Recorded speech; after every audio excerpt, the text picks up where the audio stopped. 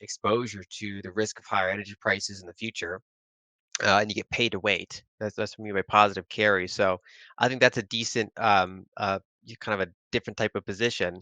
I find select emerging markets interesting. So Latin America, for example, certain parts of Southeast Asia, we could see a China equity market pivoting to some extent, but investors have to be somewhat careful about geopolitical issues like tail risks that could occur. Kind of like how if investors were exposed to Russia, the war happens, and then they basically get all their assets sanctioned, and the company is still there. Just your claims of them are contested. So you could there's tail risks that things like that could happen in China. But basically, wherever capital's not heavily exposed to right now, but that still has decent fundamentals, I think are fairly interesting. I think that there's um, some of the kind of if you look at for example the S&P 500, the normal one is market weight. There's an equal weight version, which sometimes outperforms and sometimes underperforms.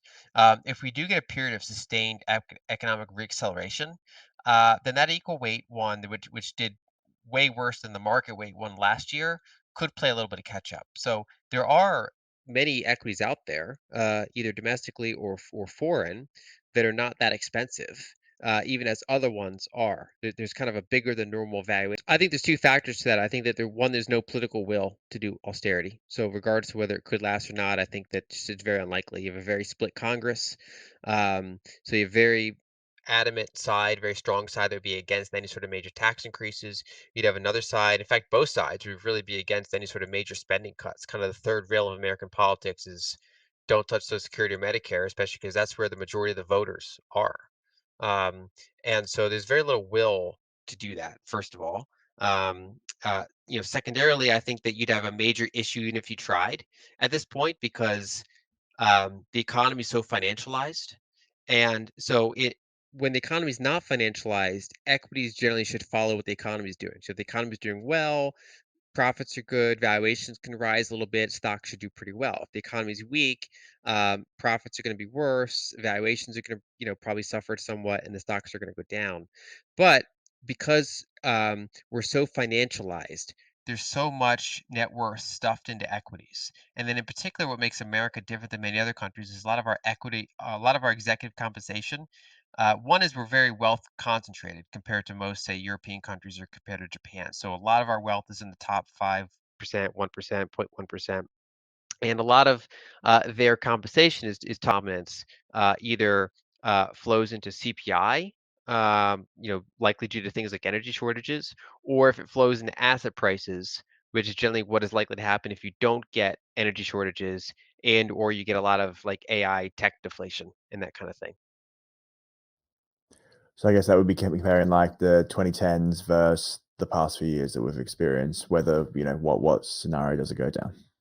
Yeah, exactly. And that's why I think energy is a very useful hedge because it's higher energy prices is one of the major risk factors for non-energy equities.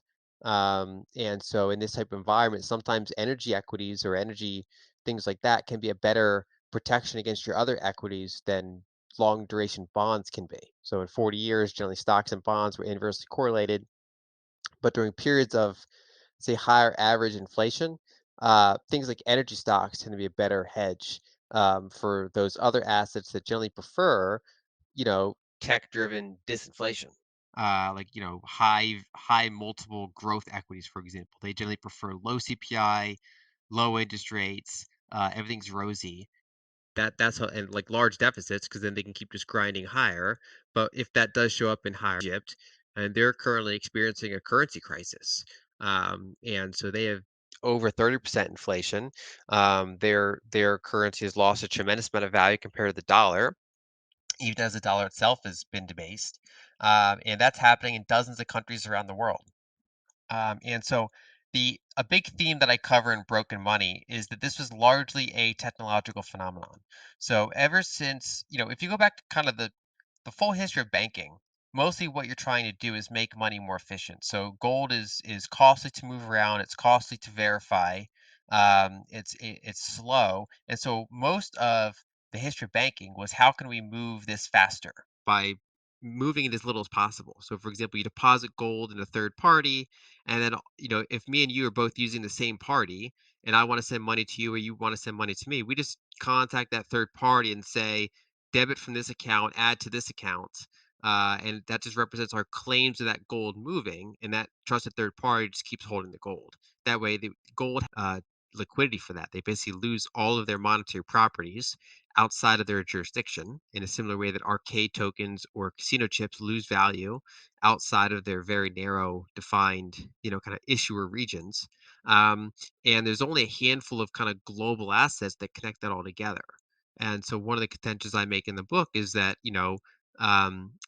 even though the broader crypto space has been filled with hype and fraud and scams and things like that, that Bitcoin and some of the underlying technology and things like stable coins are actually powerful innovations that are solving problems and that are probably going to surprise a lot of people to the upside in the years ahead in terms of what their staying power is like and what they end up changing. No, it makes sense. And then do you see, I guess, the risk of centralization and the CBDC is a classic thing that a lot of people talk about. Do you think that's something the governments are going to try to sort of bring it into the Fed and their own control? I think that's the big fork in the road. I think that, CBDCs are basically the capstone on the multiple centuries of centralization that I just talked about, right? So that's the final thing. That's basically that the government can monitor every transaction that happens, freeze any transaction they don't like. That's kind of the end state from the centralization perspective. But an average rate of block production, which depends on how many miners are on the network, and then if miners have fallen off the network, then it makes block production easier. It basically calibrates to the number of miners that are currently on. And so energy, it's in and of itself does not really directly impact miners. The indirect thing is that governments can use that as a narrative because governments don't particularly like the fact that things like Bitcoin exist. And so if you get energy price spikes, then you get things like, governments blaming Bitcoin for it or trying to say we have to push Bitcoin out of our jurisdiction.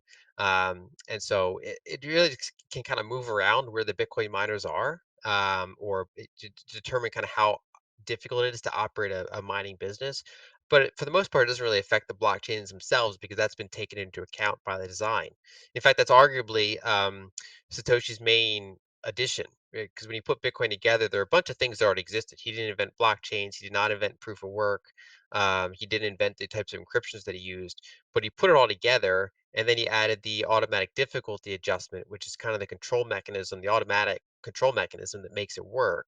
Because if you tie money creation to processing power, then as processing power increases exponentially, it would eventually inflate the currency. It would result in quicker block time generation than expected, and therefore more coin issuance than expected. And during bear markets, that ratio goes up. The people that have been buying coins in the bear market that have gone through a lot of that, they're really not going to sell anytime soon. Even with a significant bull run, it would take a very high price point to get those coins out of their hands. On the other hand, when you have bull markets, you have a lot of new buyers coming in. Generally, that's the handful of times when those longer term holders tend to sell. They sell into that strength.